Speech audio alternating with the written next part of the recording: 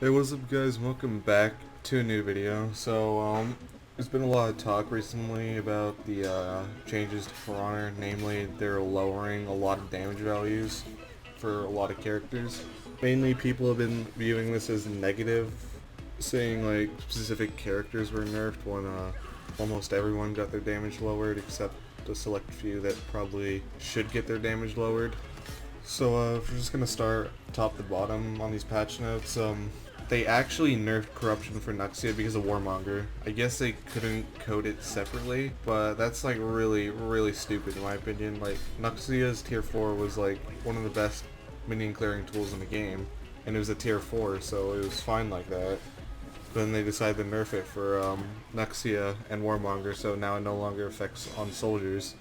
Like, Warmonger needed a nerf, but not Nuxia. They also just did slight nerfs to Corruption Blade and Corruption Blast, like the cooldown. It's still gonna be like a really stupid anti-gank tool, and like just zone denial. But they released their damage adjustments.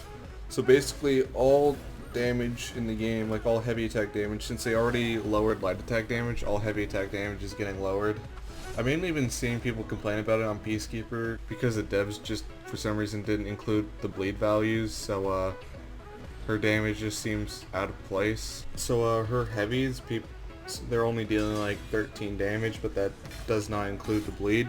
And I don't think some people realize that Peacekeeper has a unique passive where if someone's bleeding, she gets superior block light attacks, which is actually pretty good offense. So if they lowered her bleed values and raised her normal damage values, she would get less time to do that, which would actually be a nerf. So I think her damage is fine how it is, getting a lot of bleed, because that's basically what she has to do with her passive. But onto what is the point of like lowering all the damage. It's mainly just the higher the time to kill, so you actually have like more time to read opponents instead of just dying in 2 Lawbringer parries, which I think is actually a pretty good change.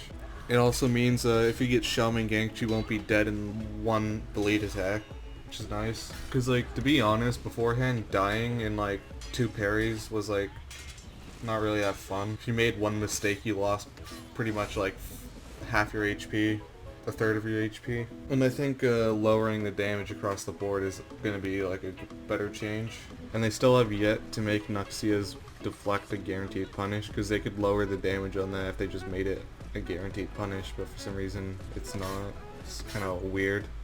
But yeah, that's pretty much it for the patch notes. All they really did was like just lower damage across the board, so you have more time to read enemies, you can survive in ganks for more than 2 seconds.